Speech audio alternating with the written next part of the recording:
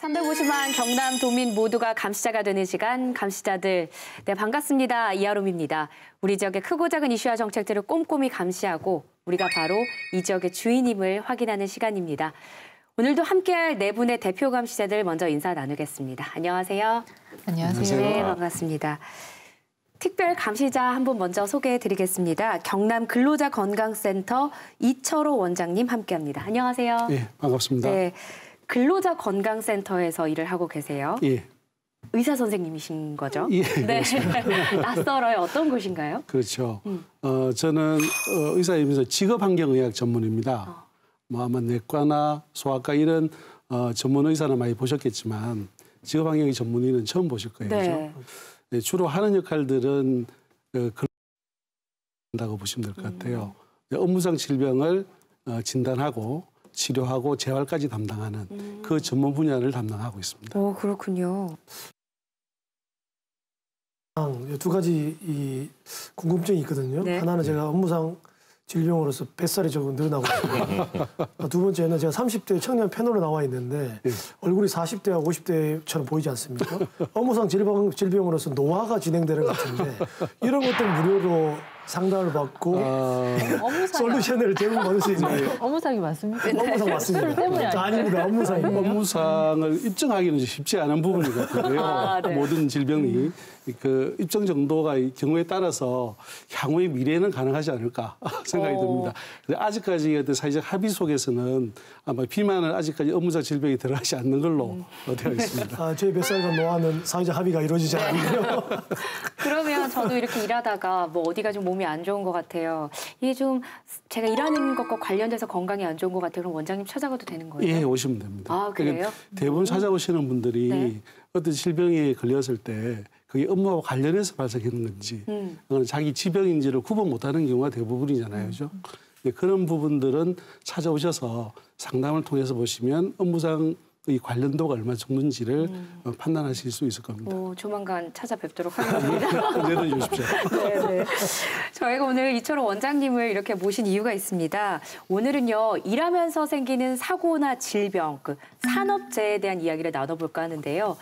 지난해 일명 김용균법이 통과는 됐지만 이 비슷한 사고가 잇따르면서 대안 마련을 요구하는 목소리가 높습니다. 경상남도도 관련 조례 제정을 위해서 시민단체를 중심으로 공론의 장이 만들어지고 있는데요. 이런 움직임이 산업재해를 획기적으로 줄일 수 있을지, 안전한 일터를 위해선 어떤 대안이 더 필요한지 자세히 알아보겠습니다.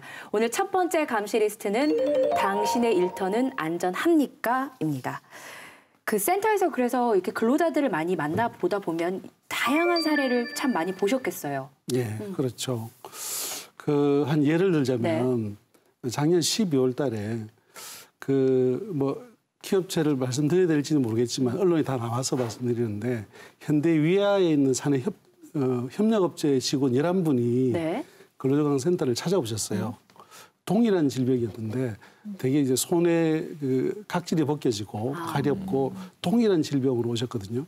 똑같은 공정에서 똑같은 일을 하면서 똑같은 질병이 생겼으니까 업무상 질병일 가능성이 되게 높았던 거죠.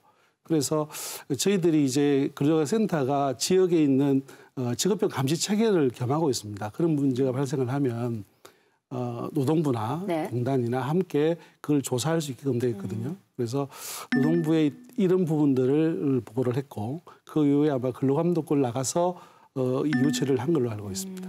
그러면 지금 산재 처리가 될지 말지 진행 과정 중인 건가요? 그분 중에 2월 중에 네 분이 오셨습니다. 네 분이 다시 찾아오셔서 산재 요양 신청을 한 상태고 아직 성인 여부는 결정이 나지 않고 있습니다. 지켜봐야 되는군요. 11분이라고 말씀하셨는데 관련 직원분들 한 150여 명 중에 100여 명 정도가 피부병 앓은 적이 있다고 말씀을 하셨고요. 세척용 이 신나하고 절사규 이걸 사용했기 때문에 요거는 보니까 유해 물질이더라고요. 요걸 다루려고 그러면은 특수 건강검진 대상자인데 그것들을 미실시했다라고 하고 두 번째는 안전교육을 하지 않았다. 이 두 가지가 큰 맹점이고요. 그리고 그래서 이제 창원노동지청에 이제 신고를 해서 지금 과태료 400만 원을 받았고요. 그다음 시정 조치를 받았습니다. 경남이 제조업이 많은 지역이잖아요. 그래서 우리 경남 지역에 산재가 좀 많은 편입니다. 통계를 보면 2017년 한 해만 산업재해자 수가 한 7,800여 명에 이르고요. 그중에서 사망하신 분은 135명입니다. 전국에서 5위 정도를 기록하고 있는데 특히 이제 산재가 많이 일어나는 작업장이 조선소가 있습니다. 그래서 가까운 지난 1월에도 거제 대우조선 해양조선소에서 추락 사고로 사망하는 일이 생겼었는데 LNG선을 만드는 대형 카고 탱크 안에서 이분이 이제 추락해서 사망하신 채로 발견이 됐습니다. 그런데 그 이제 환경을 보면 그 카고 탱크 안에는 이게 밀폐된 공간이라서 혼자서는 들어가지 못하게 돼 있는 공간이거든요. 근데 이곳을 혼자서 들어가셨다가 그런 이제 변을 당하셨고 또 이제 아주 높은 곳에서 작업을 하는데 그 작업을 할 때 밟고 다니는 발판이 있어요. 굉장히 좁은 이제 폭의 발판인데 그 발판에 여러 가지 장애물들이 평소에도 많았다는 겁니다. 그래서 노조 측에서 이거를 좀 치워달라, 안전하게 관리를 해달라고 지적을 하고 있었는데 그 와중에 이 사고가 발생했거든요. 참 안타깝죠. 그런데 문제는 이 사업장이 2017년에도 네팔 출신 근로자가 추락 사고가 있었고요. 그리고 2018년에도 또 하청업체 소속 근로자가 추락 사고가 있었던 곳이랍니다. 네, 설명을 쭉 들어보니까 김용균 씨가 돌아가신 그 과정과 상당히 비슷하다. 지금 설명이. 그런 생각이 듭니다. 계속 반복되고 있는 거죠. 비슷한 네. 상황들이. 곳곳에서 지금 이런 일이 일어나고 있는 건데요. 대우조선해양 추락 사고가 일어난 지 지금 2달이 다 지나갑니다. 이후 사고 원인은 제대로 조사가 된 건지 좀 작업 환경은 바뀐 건지 저희 감시자들이 현장에 다녀왔습니다. 보고 이야기 나누겠습니다. 이번의 경우에는 금요일 날 아침에 사고가 났는데 바로 작업 중지 명령이 내려지지 않고 그 4일 뒤인 월요일 날 저녁에 작업 중지 명령이 내려졌어요. 근데 이제 그랬던 것은 그 공간에서 일하던 노동자들은 그 공간이 얼마나 위험했는지를 잘 알고 있는데 노동부는 들어와서 형식적인 조사를 해서 법 위반 사항이 있는지 없는지만 조사를 하고 간 거예요. 그러니까 단적인 예를 들면 그 핸드레일 안전난간이라고 하는데 그 높이가 법적인 규정은 90cm에서 120cm여야 한다고 되어 있거든요. 근데 노동자들은 그 공간이 다른 곳에 비해서는 안전난간이 좀 낮았다고 얘기를 해요. 그럴 구조적인 이유가 있어요. 근데 낮아도 90cm는 됐었거든요. 그러니까 노동부는 와서 줄자로 여기가 90cm가 되는지 안 되는지만 재고 이게 90cm만 넘으면 법 위반 사항이 없다. 이제 이렇게 판단하고 간 거죠. 저희의 기본적인 요구는 그 작업 공간에 놓여져 있는 족장이 3장밖에 안 되는데 이거를 좀 더 많이 놔야 된다. 10장 정도는 깔려야 된다. 저희는 그렇게 얘기를 했는데 결국에는 회사가 2장을 더 깔겠다는 대책을 내고 노동부는 그거를 승인을 한 건데 문제는 지금 2장을 더 안 깔고 있어요. 발판을 더 깔려면 돈이 많이 들고 또 발판을 더 까는데 시간이 많이 소요되면 그만큼 작업이 늦어질 거잖아요. 그러니까 아주 최소한만 깔아놓은 거죠. 근데 여기가 위험하다고 하청업체 대표가 원하청의 이른바 갑을 관계해서 여기가 위험하니까 원청에서 돈을 더 들여서 안전조치를 취해달라고 요구를 할 수가 전혀 없는 거죠. 그다음에 발판업체, 그 발판을 까는 발판업체는 원청이 더 깔으라고 얘기하기 전에는 자기들 마음대로 깔 수가 없는 거잖아요.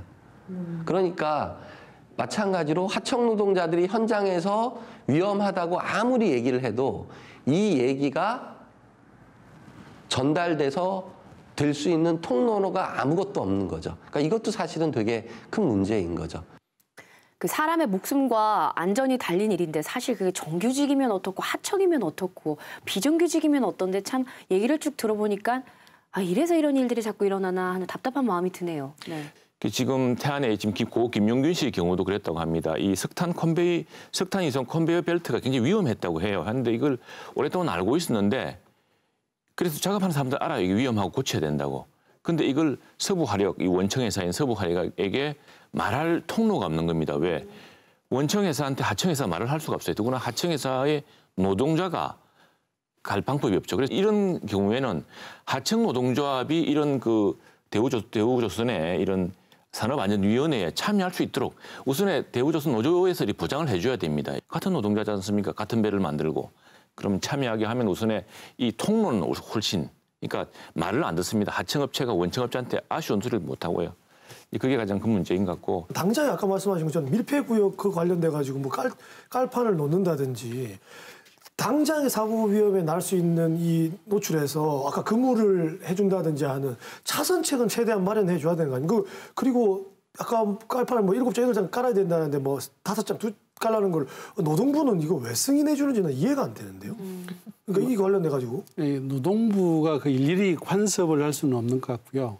되게 이제 이 규정들이 돼 있거든요. 밀폐 작업장의 규정들이 다 법에는 나와 있습니다. 기준들이. 근데 그걸 안 지키는 거죠. 결국에는. 근데 그걸 지켰는지 안 지켰는지를 감시할 수 있는 체계가 노동부 인력으로는 현실적으로 불가능한 겁니다. 근데 진짜 답답한 건 저희가 아마 10년 전, 20년 전에 감시자들에서도 똑같은 얘기했을 거예요. 안 지켜지고요. 감독도 안 되고요. 인력이 부족하고요. 시스템이 문제고요. 근데 이거를 언제까지 이런 얘기를 계속 해야 되나, 그죠? 사람은 저렇게 목숨을 잃어가는데 답답합니다. 다른 사고들도 있었다면서요. 예. 최근에 1월 달에 진주에서 이제 KT 자회사에서 발생한 건데요. 아마 이제 전북도에서 공사하시다가 아마 추락을 하신 것 같아요. 감전되고. 네. 이분이 세 자녀를 둔 가장이라 그럽니다. 30대 초반의 분이고. 그래서 지금은 떨어지고 난 다음에 늦게 발견되어서 손을 아마 잃으셨던 것 같아요. 네. 그래서 이분들도 사실은 두 사람이 작업을 했더라면 빨리 발견하고 처치가 했다면 이게 결과가 이렇게 나쁘진 않았을 텐데 혼자서 일을 하신 것 같아요. 이것도 아까 얘기하신 것처럼 위험 외주를 줬다듯이 이 위험한 일도 2인 1조로 작업을 했으면 괜찮았을 텐데 혼자 일하면서 이런 큰 문제가 당했던 것 같습니다. 감전을 당해서 추락을 했는데 한참 동안 방치가 된 거군요. 감전 위협 작업 시 해야 될 의무가 있습니다. 이거 아까 말한 절연용 이 보호구 취급을 당연히 의무적으로 하셔야 되는 거고, 그다음에 누군가가 한 분이 작업을 하시면 그거 감시해주는 이 작업 감시자가 한 명 배치가 돼 있어 사고를 발생하더라도 응급처치라도 할 수 있는 구조가 되는 것이거든요. 그래서 정규직은 아까 2인 1조가 원칙이다. 그다음에 출동할 때 고가 차량도 준비가 되고 1톤 트럭도 같이 나간다. 근데 반대로 비정규직은 가면은 일단 기본적으로 하청이기 때문에 과도한 이 업무 지시가 있습니다. 그리고 인터넷 설비 이런 것들은 얼마나 이 고객이 독촉하고 이런 것들이 많습니까? 그다음에 인터넷에 요새 가가 호고 다 설치하지 않습니까? 얼마나 일이나 업무가 많지 않습니까? 그리고 아까 말씀드린 것처럼 안전장비가 제대로 준비가 되어 있지 않다. 원청이 하청에서 줬기 때문에 하청은 이윤을 남겨야 되기 때문에 2명 꼭 와야 되는 의무를 1명만 배치함으로써 수익을 조금씩 극대화시키는 거죠. 피해 당하신 분이 자녀가 3분이나 있으신데 양쪽 손목을 다 절단하셨다는 거거든요. 그러니까 실제 이제 그런 피해를 입고 나면 산재 처리가 그러면 쉽게 되느냐, 이제 이런 문제도 좀 짚어볼 필요가 있는데 2017년 노동절에 다 아시는 것처럼 삼성중공업에서 이제 크레인 2대가 충돌해서 사고가 났잖아요. 네. 그 사고가 굉장히 커가지고 사망하신 분만 6분이고 부상자가 25명이었는데 그때 사고 이후에 이제 이 산재 승인을 받는 과정에서 흔히 우리가 물량팀장이라고 하는 분들이 있습니다. 이게 조선 업계에서 약간 특이한 구조의 어떤 지위인데 물량팀장은 개인적으로는 사업자 등록을 하고 팀장 밑에 소속된 이제 그 직원들이 있습니다. 인력들이 있습니다. 그래서 조선소에서 급하게 어떤 작업 물량이 나오면 거기에 이제 일시적으로 배치돼서 일을 하고 하는 그런 시스템인데 처음에 그 물량팀장님이 이날 이 사고를 당하셨는데 산재 승인 신청을 하니까 사업자 등록을 한 사용주기 때문에 산재가 안 된다라고 결정이 났어요. 그런데 이게 이제 재심사에 올라가가지고 결국 어렵게 근로자성이 인정이 됐습니다. 예, 그 내용을 보니까 이분이 사업자 등록을 한 거는 본인이 원해서 한 게 아니고 그 조선소 작업 현장에 들어가려면 사업자 등록을 하도록 강요를 받았던 것이고, 그리고 또 굉장히 좀 아이러니한 것은 그 도급 계약서 같은 것도 없어요. 없는데 5월 1일 날 이 사고가 발생하고 나니까 원청에서 5월 2일 날 와가지고 계약서를 쓰자고 얘기를 합니다. 사고 난 뒤에요? 네네. 그래서 사후에 그 계약서가 쓰여지게 되고요. 이제 문제는 이제 이분 이렇게 이제 신체적으로 다치신 분뿐만 아니라 이날 이 사고를 목격한 근로자들이 굉장히 많거든요.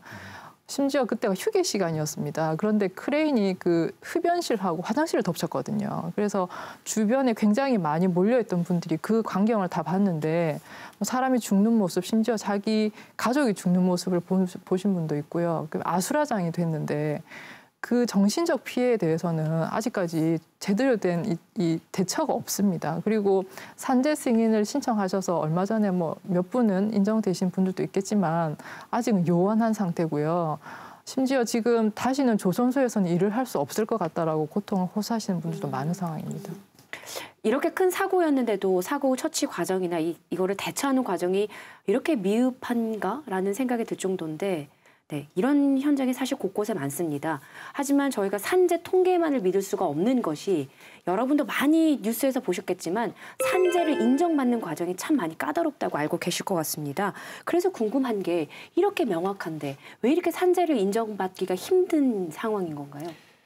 우선 이제 근로자가 직접 재해를 입증해야 되는 이런 시스템입니다. 그래서 특히 트라우마 같은 것은 이거는 어떤 사실은 직접 당사자로서는 엄청나게 큰 충격을 받았고 이게 악몽으로 나타나고 모든 게 비현실적으로 느껴지고 막 이럴 수도 있는데 이게 외부적으로 볼 때는 그걸 입증하기가 좀 어려울 수가 있거든요. 그래서 이 피해 정도를 설명하기가 참 어렵다고 합니다. 또 하나는 이게 이제 사고 처리를 하다 보면은 회사가 기업주가 이제 부담해야 될 보험료가 또 늘어나게 되니까 보험료 인상을 위해서 이런 사업주가 공상 처리를 제한하는 경우도 또 많다고 하고요.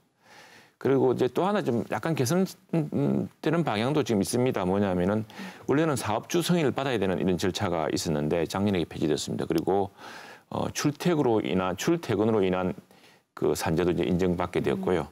또 하나 10년 만에 그러다 보니까 지난해에는 이제 10년 만에 산재 신청률이 최대로 또 증가하기도 했습니다. 네, 그동안 이런 지적들이 꾸준히 있었어서 노력들이 있었는데 여러분도 아시겠지만 김용균법이라고 불리는 산업안전보건법 개정안이 우여곡절 끝에 간신히 통과가 됐었죠. 그래서 이제 상황이 좀 나아질까 하는 기대가 있어요. 어떤 것들이 좀 바뀌는 건가요? 김용균 씨 사망 이후에 위험이 외주화란 말이 이제 사실은 언론을 통해서 일반인들이 많이 듣게 된 계기가 됐죠. 그래서 산업안전보건법을 개정해야 된다는 소리는 예전부터 있었습니다. 그런데 이게 개정이 안 되다가 이 사건을 계기로 28년 만에, 정말 28년 만에 전면적으로 개정이 됐는데 이제 대표적으로 바뀐 내용이 예전에는 적용 대상이 근로기준법상 노동자로 그냥 근로자로 이렇게 돼 있었는데 이 신법에서는 노무를 제공하는 자라고 해서 쉽게 말해서 범위가 좀 넓어졌습니다. 네. 그래서 우리가 흔히 말하는 특수 형태의 노동자들, 근로자들 분도 포함될 수 있는 개념으로 넓어졌는데 대표적으로 이 법에서 정하고 있는 게 뭐 택배 기사, 그리고 배달 업무에 종사하시는 분들, 그리고 프랜차이즈 같으면 프랜차이즈 가맹 사업을 하시는 분들, 이분들도 어쨌든 산업안전보건에서는 적용이 될 수 있게 법이 바뀌었고요. 그리고 아예 지금 위험의 외주화에서 제일 문제가 되는 게 이제 도급이거든요. 하도급. 네. 그러니까 하도급을 할 수 없는 업종을 이제 여기 법에서 정했습니다. 대표적인 게 도금 작업이라든지 수은이나 납 등을 이용하는 작업, 그리고 발암 물질을 지급하는 작업 이런 것들은 도급을 줄 수 없도록 했습니다. 위험한 일일수록 너네가 직접 해라 그렇죠. 이거네요. 네. 그런데 이 법안이 통과되고 나서 지금 제일 많이 나오는 얘기가 사실 이제 김용균 씨 때문에 이 법이 촉발이 돼서 개정이 됐는데 여전히 이 법에 의하더라도 김용균과 같은 근로자는 계속 나올 수밖에 없다. 왜냐하면 김용균 씨가 일했던 작업장이라든지 지금 우리가 앞서 얘기했던 KT라든지 조선소 하청업체 근로자들 같은 경우에는 도급이 금지되는 업종이 아니거든요. 그래서 여전히 도급을 줄 수 있고 위험의 외주화라는 것에서 벗어날 수 없는 구조라는 게 좀 한계로 지적되고 있고 사업주를 처벌하는 규정을 법을 개정하면 입법 취지에 맞게 조금 상향해도 됐을 것을 그대로 유지한 거에 대해서도 조금 비판이 있는 상황입니다. 원래 이제 그 산업안전보건에 관한 모든 그 감독권은 고용부에 있습니다. 중앙정부에 있고 지자체가 관여할 수 있는 사업장을 관여할 수 있는 그런 법적 근거는 없거든요. 그래서 여러 가지 안들이 나오는데 이게 중앙부처와 서로 협업해서 시너지 효과를 낼 수 있는 방법으로 갔으면 좋을 것 같고요. 제가 생각했을 때는 중앙정부가 이것을 맡아서 하긴 하지만 커버리지가 되게 작습니다. 그러니까 지원 사업을 하되 지원해 줄 수 있는 분야가 되게 좁다는 거죠. 그래서 이 지원한 범위를 좀 넓히려고 그러면 지자체가 좀 나서야 되지 않겠는가. 그 외에 또 어떤 대안이 있을지도 좀 살펴봐야 될 것 같아요. 다른 나라 사례도 좀 살펴볼까요? 영국에 보면은 이 기업 살인법이라고 있습니다. 이거는 2008년부터 진행된 건데요. 마찬가지로 업무상에서 노동자나 어떤 안전조치를 위반해가지고 사망 사고가 났을 때에는 기업의 법적 책임을 강력하게 묻는 겁니다. 그러니까 2.5%에서 10% 정도. 그래서 이 기관이나 정부 사업이 구분이 없이요. 이 산업 벌금을 부과하는 거죠. 10%면 엄청난 사업비의 10%를 벌금으로 2.5 최소 2.5에서 10%까지 물게 되는 것이고 그 심각하게 진짜 위반을 했다. 요거는 상한선이 없습니다. 상한선이 없는 징벌을 부과해 버리는 거죠. 그리고 영국에 와 있는 이 법인, 그다음에 기관, 그다음에 외국인 회사까지도 이게 다 적용이 되는 것이기 때문에 마찬가지로 이것들을 꼭 똑같이 적용한다 그러면 우리나라에서도 마찬가지로 우리나라 기업뿐만 아니고 외국 기업이 들어왔을 때도 또 똑같이 하청을 줬을 때도 거기까지도 범위로 적용할 수 있는 그래서 조금 저는 법의 테두리 안에서 조금 강력한 제재를 좀 해야 된다는 생각을 하고 있습니다. 누구나 공감하는 산업 안전의 문제에 대해서는 당장 아까 그 현장에서 나온 목소리입니다만은 산업안전보건위원회 큰 대기업이라든가 또는 큰 사업장에서는 바로 그 속한 대기업 원노조만 가입하는 하는 게 아니라 같은 일을 하는 하청, 협력업체 노동자, 100인 이상 기업의 노동자들이라든가 이런 사람들은 그 산업안전보건위원회에 참석을 해서 이런 여러 가지 위험한 문제, 산재의 문제를 미리 제기할 수 있는 통로를 만들어준 것도 방법이겠고요. 또 하나 기업 입장에서는 그런 벌칙과 함께 인센티브를 주는 게 좋은데 근데 이 근로자 관리시설, 건강관리시설을 지으면은 산업단지에 들어가는데 혹은 유치하는데 도움을 준다거나 또는 기업 입주 허가권을 준다거나 하는 이런 그런 인센티브를 주는 방향으로 기업에 이런 장려도 하고 또 그런 여러 가지 산업 안전에 대한 위험 신호를 미리 포착해서 해결할 수 있는 대화기구 또 신고 어떤 시스템 이런 것도 강화할 필요가 있을 것 같습니다. 네. 이 노사 문제에서 선진국이라는 독일 같은 경우에는 재보험조합이라는 게 있습니다. 우리나라로 치면 산업안전관리공단하고 근로복지공단이 합쳐진 거라고 생각하시면 되는데 그 역할이요. 그래서 산재 예방도 하지만 보상까지 일괄적으로 여기서 다 결정을 하는데 여기 구성이 노사 동수로 구성이 되어 있습니다. 예. 그래서 여기서 구체적인 안전 지침을 세우기도 하고 현장을 감독할 권한도 가지고 있고요. 그래서 이 제도가 잘 운영되어서 그런지 독일은 산재 사망률이 10만 명당 1명이 채 안 되거든요. 그런데 여기서는 또 이 그 재해 발생률은 우리나라랑 비교해 보면 우리나라는 재해 사망률은 굉장히 높은 나라입니다. OECD 1위를 계속 기록하고 있거든요. 그런데 산재 발생률은 우리나라가 독일보다 훨씬 낮게 잡힙니다. 이게 언뜻 생각해보면 좀 이해가 안 되시죠. 근데 이게 왜 그러냐면 산재 인정이 그만큼 안 되기 때문에 산재 인정이 돼야만 이제 그 재해율의 카운트가 되는데 우리는 산재 인정을 안 해주니까 그것은 낮은데 사망률은 아주 높은 굉장히 이상한 결과가 나오는 거죠. 그러니까 이거는 산업 안전 수준이 좀 낮거나 또 산재 인정률이 낮은 나라에서 전형적으로 나타나는 그런 현상이라고 합니다. 그래서 결국 이런 상황을 볼 때 우리나라에서는 이 산재 예방을 하는데 좀 더 집중적으로 역량을 집중할 필요가 있다라는 결론이 당연히 나오는 거고 또 앞서 이제 자료들을 보면 우리나라 같은 경우에는 산업 안전 지도를 하는데 대부분 사업장 단위로 많이 합니다. 조직이 덜 된 5인 미만 사업장이라든지 농업을 중심으로 한 사업장 같은 경우에는 사실 제대로 구성된 노조가 있는 것도 아니잖아요. 그래서 이런 곳들은 결국 지역 단위에서 산업 안전 교육을 좀 할 필요가 있다라는 그런 얘기도 나오고 있습니다. 네. 우리나라의 이제 산업 보건 활동들을 이제 지휘하는 동기는 네. 그 고용부의 근로감독에 사실 의존하고 있거든요. 그러니까 원래 사업주는 사실은 생산 활동 외에 다른 데 투자기를 되게 꺼려하고 근데 그걸 독려하기 위해서는 법률을 지켜라라고 근로감독을 강화하고 있는데 이게 하나의 이제 책칙이라면 당근책을 충분히 쓸 필요도 있다는 거죠. 특히 소규모 사업장 같은 경우에는 네. 그걸 지키고자 하나 재원이나 시설들이 잘 안 되어 있습니다. 그래서 지금 법에도 되어 있지만 50인 이상 사업장은 사업주의 책임을 진다고 한다면 50인 미만 사업장, 소규모 사업장들은 공공의 영역에서 관리해주고 지원해주는 형태들. 그렇게 정책을 변화해 가야 되지 않을까라고 생각이 드는데 조금 전에 말씀드린 것처럼 소규모 사업장에 대한 지원책 부분들이 너무나 빈약하다. 그래서 산재 사고도 많이 발생하고 근데 그 부분도 어떻게 강화할 것인지를 중앙정부하고 지자체 같이 협의를 해서 만들어내야 되지 않을까 그런 생각이 듭니다. 네. 참 그 더 이상은 한 집안의 가장이 또 귀한 자녀들이 비극적인 뉴스의 주인공이 되지 않았으면 합니다. 쏟아지는 대안들이 그저 대안으로만 끝나지 않길 누구나 마음 편히 일할 수 있는 환경이 하루빨리 만들어지길 기대해 보겠습니다.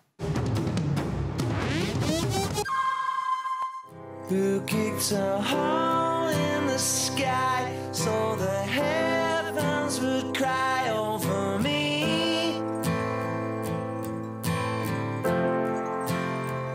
Who stole a soul from the sun in a world come undone at the seams? Let there be love. Let there be love. I hope the weather is calm as you sail up your heavenly stream.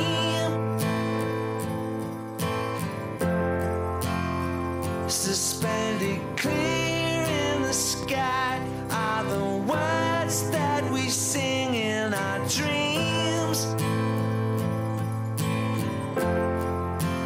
Let there be love.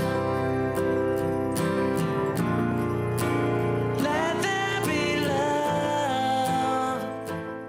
3월이 가장 바쁘고 활기 넘치는 곳, 네, 학교죠. 신입생들을 맞이하면서 학교마다 생기가 넘치고 있습니다만 유례없는 신입생 정원 미달로 어려움을 토로하는 학교들이 있습니다. 직업계 고등학교 얘긴데요. 원인, 대안 다 살펴보겠습니다. 오늘 두 번째 감시 리스트는 직업계고의 무슨 일이?입니다. 밀도 있는 감시를 위해서요. 교육 전문가 한 분 모셨습니다. 소개해드리겠습니다. 경상대 김영석 교수님 함께합니다. 어서 오세요. 네, 반갑습니다. 네.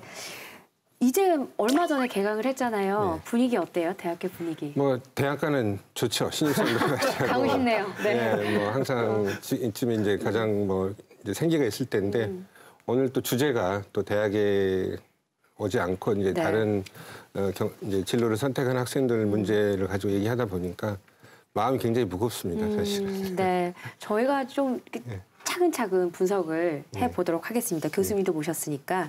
근데 여러분 들으셨겠지만 올해 그 도내 경상남도 안에 있는 직업계고 신입생 미달률이 역대 최고였다고 들었어요. 어느 정도 심각한 건가요? 그렇죠. 이제 경남에 직업교육가 총 35개가 있습니다. 특성화고, 마이스터교, 그다음에 직업교육 병원 일반고 두 곳 합해가지고 35곳인데 정원 미달된 곳이 25곳입니다. 그러니까 수출 따지면 70% 이상이 되는 그렇네요. 곳이고요. 네. 이 중에서도 원래 취업률이 90% 이상 되는 학교가 있었는데 거기마저도 여기에 이제 미달된 학교가 포함되는 거죠. 그러니까 전체 인원이 4,248명입니다. 그중에 982명이 미달, 그러니까 20.2%가 되는 것이죠. 해로 보면 2016년에는 10개 학교, 미달률이 7.39%, 약 300여 명. 그럼 2017년에 18개가 미달률이 13.06인데요. 약 600여 명. 그러니까 해마다 7%씩, 그러니까 300명씩 지금 미달 학생들이 늘어나고 있는 실정입니다. 네. 근데 울산의 경우에도 지금 11개 직업고등학교 중에서 보면 내구시 미달되었고 또 지난해 20% 미달 이후에 기록 이후에 올해도 입학생들이 계속 미달할 것으로 보입니다. 이건 이제 제조업 위기 여파가 그대로 실업계 고등학교에 이렇게 또 특성화고에 이렇게 영향을 미친 결과로 보이고 특히 직업계 학생들이 이제 재학 중에 취업을 하지 않습니까? 이 제조 현장에 기능직이나 기술직으로 취업해야 되는데 바로 이렇게 일감이 떨어진 상황이 바로 여기 지금 바로 마이스터 고등학교라든가 직업학교 특성화고에 그대로 주용되고 있는 것 같습니다. 네.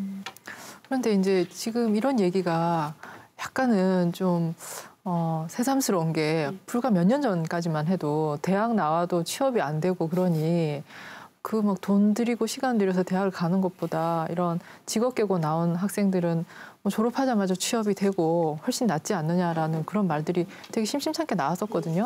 그리고 언론 기사 찾다 보니까 2012년도에는 이 직업계고 학생들의 취업률이 100% 이게 증가됐다라는 그런 기사까지 나왔었어요. 네. 근데 불과 이 몇 년 사이에 지금 우리가 앞서 얘기한 것처럼 뭐 신입생이 미달되고 하는 사태가 발생했다고 하니 정말 좀 의아합니다.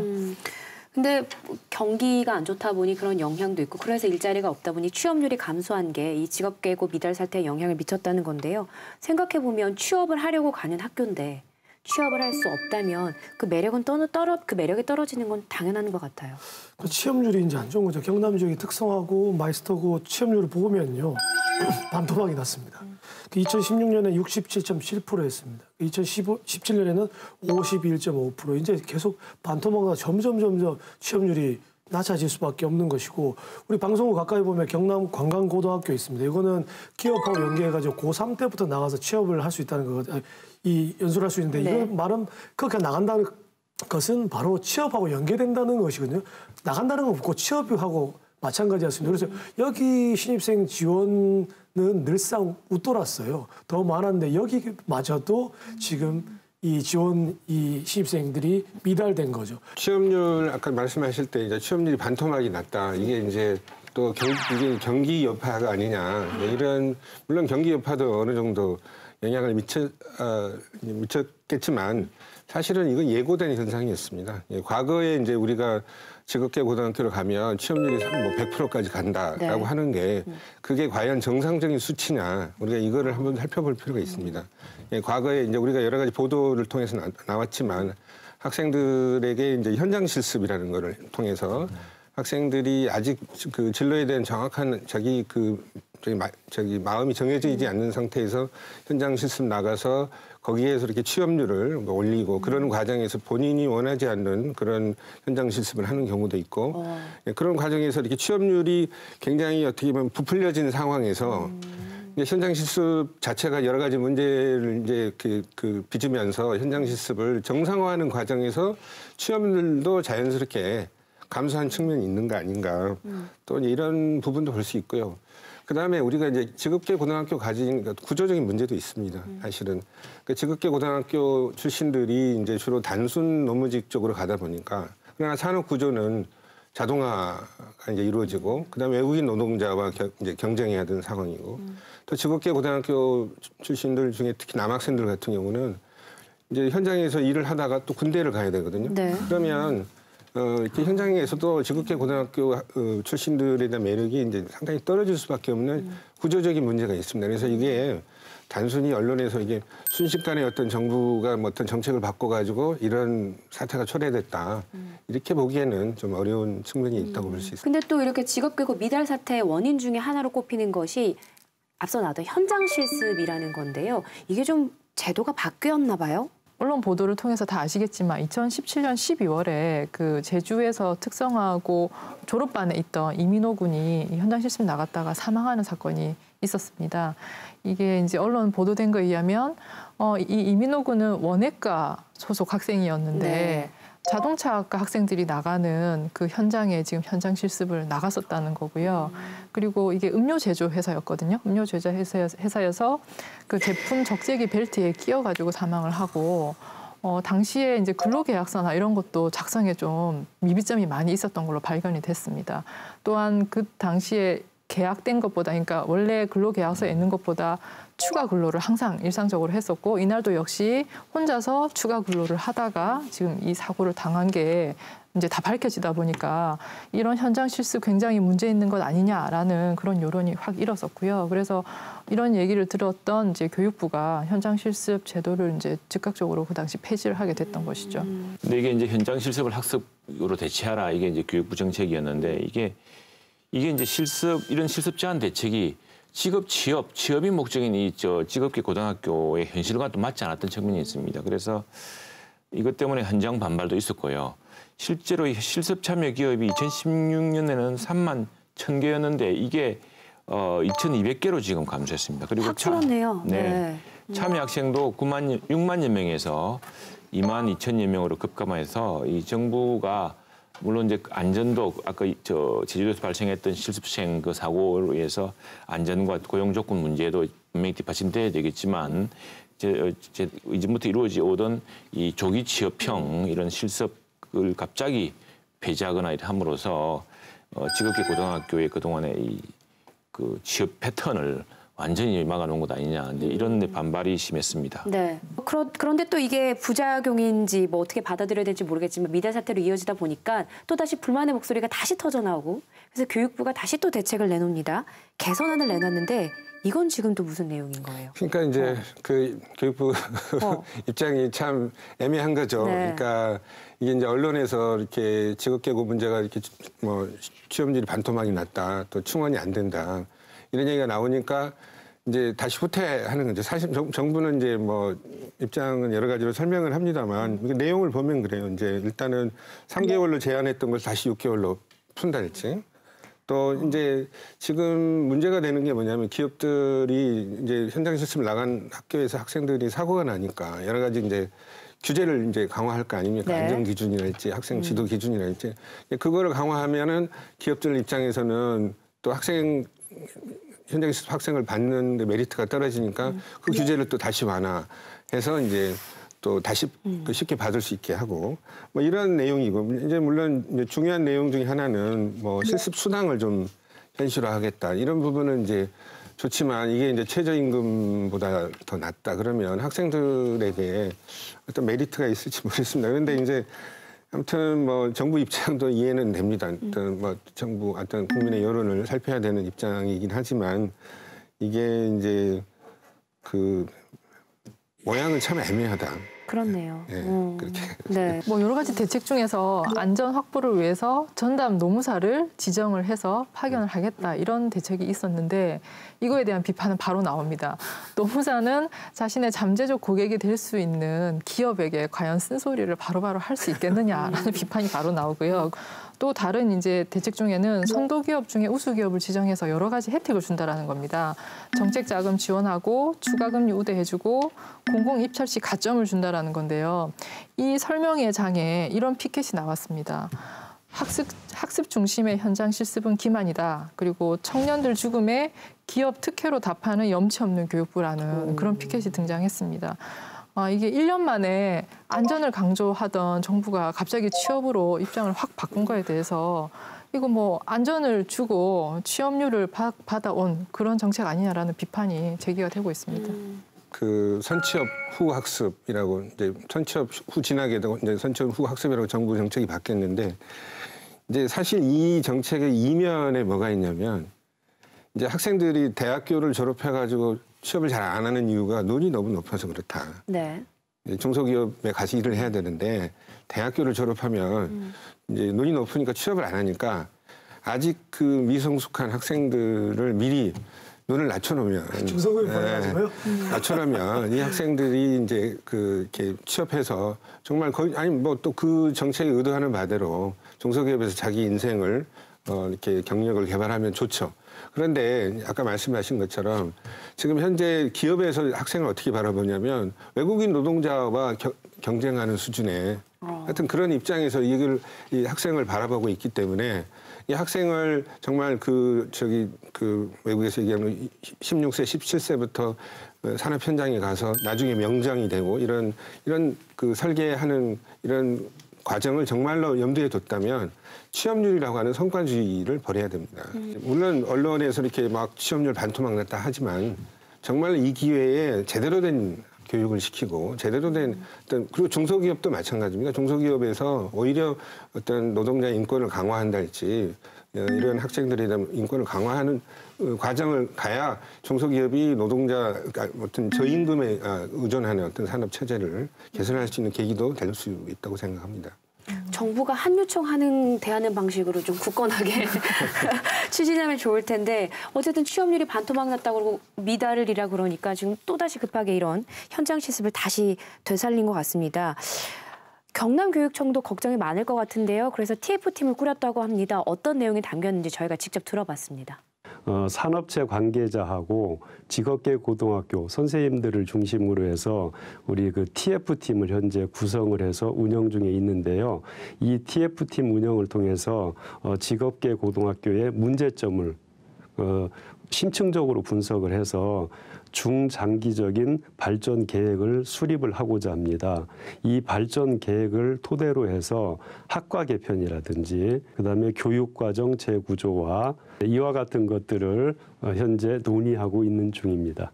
학과 개편이라 하는 거는 국가 전략 산업이라든지 그 새로운 산업, 신산업 분야 또 학교 주변에 그 다양한 산업 이와 같은 것들 분석이 참 많이 필요로 한 분야입니다. 뭐 예를 들자면 우리 창원 지역은 스마트 산단 지역이거든요. 그래서 여기에 필요한 뭐 3D 프린터라든지 스마트 팩토리 관련 학과 이와 같은 것이 좀 필요할 거라 생각이 되고요.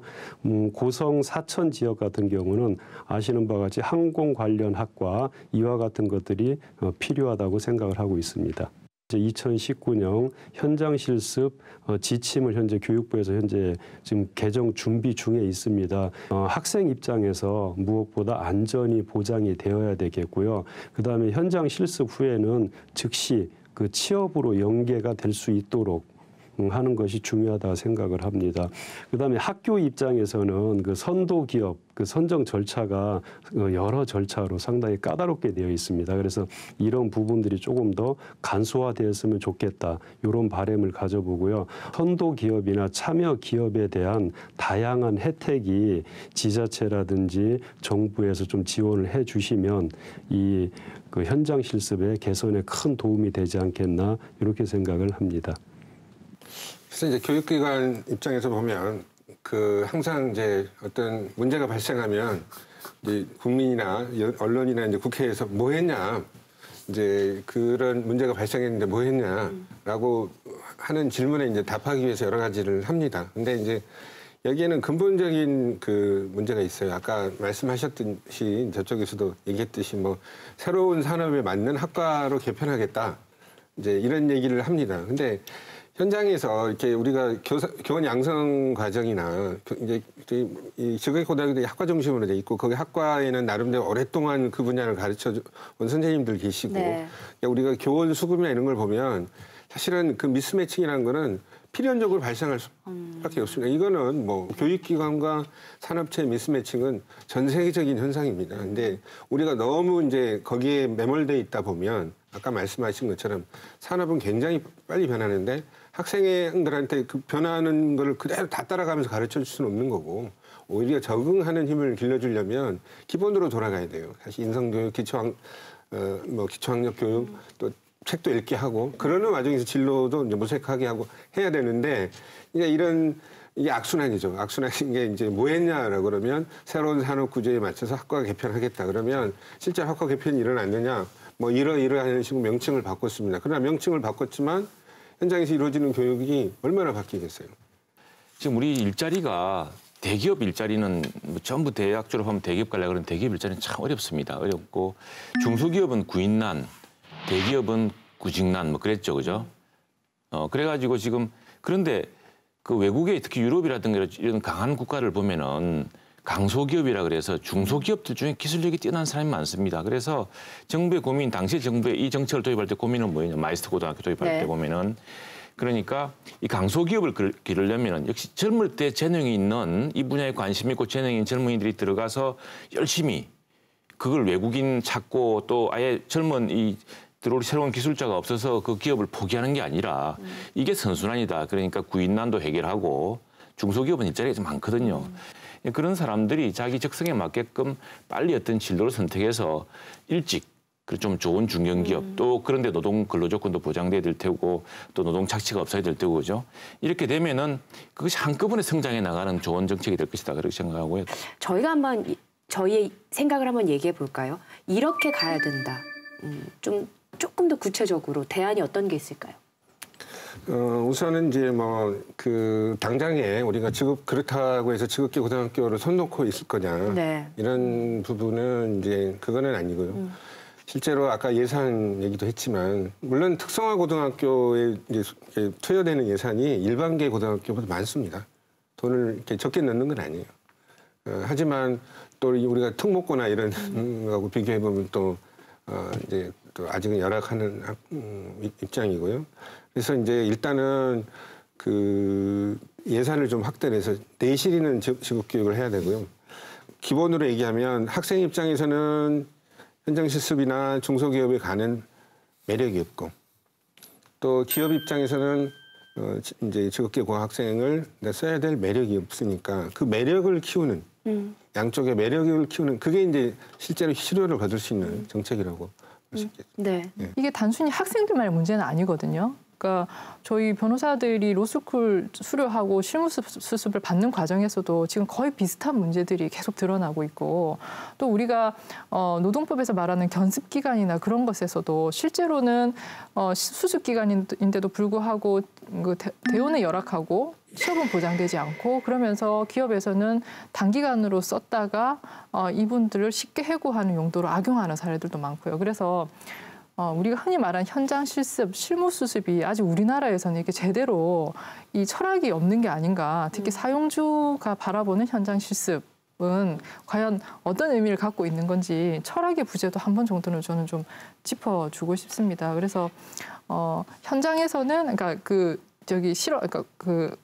직업계고에서는 이 실제 현장에서 일을 하시는 분들, 그러니까 고급 인력들을 데리고 와서 실제로 교육을 시킬 수 있는 방식으로 나아가고 거기에서 배출되는 학생들이 어느 정도 임금 수준이 상당한 수준의 자리에 취직을 하게 되는 그런 선순환 구조로 가면 그래도 지금 우리가 말하는 이런 문제에서 조금은 벗어날 수 있지 않을까라는 생각이 듭니다. 지자체가 근데 그 알거든요. 뭐 세수라든가 또는 그 시장 점유율이라든가 보면은 그래서 상당히 그 강소기업이 우리 지역에서 키우는 강소기업이 될 가능성이 있는 업체라든가 이런 쪽에 좀 더 여러 가지 그 기업 지원 근거를 마련해서 지난 2015년에 경상남도에서 이제 그런 조례를 마련했습니다. 그래서 마련했는데 그런 것을 좀 발굴해서 지역에서 좀 적극적으로 이런 그 실업계고 학생들이 선도 취업할 수 있는 그런 유인들을 좀 만들고 그 사람들이 좀 체계적으로 좀 관리해주는 그런 방식을 통해서 지금 양쪽에서 나타난 문제점들을 해소해 나가는 것도 어떨까 싶습니다. 그냥 저는 직업이란 단어를 국어사를 찾아봤습니다. 진짜 이거대로만 하면 됩니다. 생계 유지를 위해서 자신의 적성과 능력을 가지고 일정 기간 동안 계속 종사하는 것, 이게 나와 있습니다. 이 말에 답이 다 나왔습니다. 생계 유지를 위한 적절한 임금 수준과 자신의 적성과 능력, 자신의 포지션의 상황과 맞는 그다음에 일정 기간, 그 기간만큼 보장해 달라는 것이죠. 이 안에 다 포함되어 있는 거기 때문에 이 기조 안에서 정책을 꼭 입안하셨으면 좋겠습니다. 네. 직업계고 미달 사태다 이렇게 시작된 얘기인데 얘기를 쭉 들어보니까 이 문제가 그냥 단편적인 문제가 아니라 노동자의 인권, 교육, 학벌, 일자리 모든 게 다 함축된 문제였다라는 생각이 듭니다. 직업계고 설립 취지와 목적을 다시 한번 생각해보는 정부와 관련 당국의 정책 기대해 보도록 하겠습니다. 네 분의 대표 감시자들과는 여기서 인사 나누겠습니다. 오늘 고맙습니다. 네, 감사합니다. 춘레이 불사춘, 봄인데 봄이 아닌 봄을 느끼기엔 당장의 처지가 팍팍하고 고단한 분들 많으실 겁니다. 하지만 누구에게나 공평하게 찾아오는 따스한 봄 기운으로 기운 내시고요. 감시자들은 그늘지고 소외된 곳을 어루만지는 봄볕 같은 소식으로 다시 찾아오겠습니다. 감시자들은 KBS 홈페이지와 마이K 앱, 유튜브와 페이스북에서 다시 보실 수 있습니다. 350만 경남도민 모두가 감시자가 되는 날까지 늘 노력하겠습니다. 오늘도 함께해 주신 여러분 고맙습니다.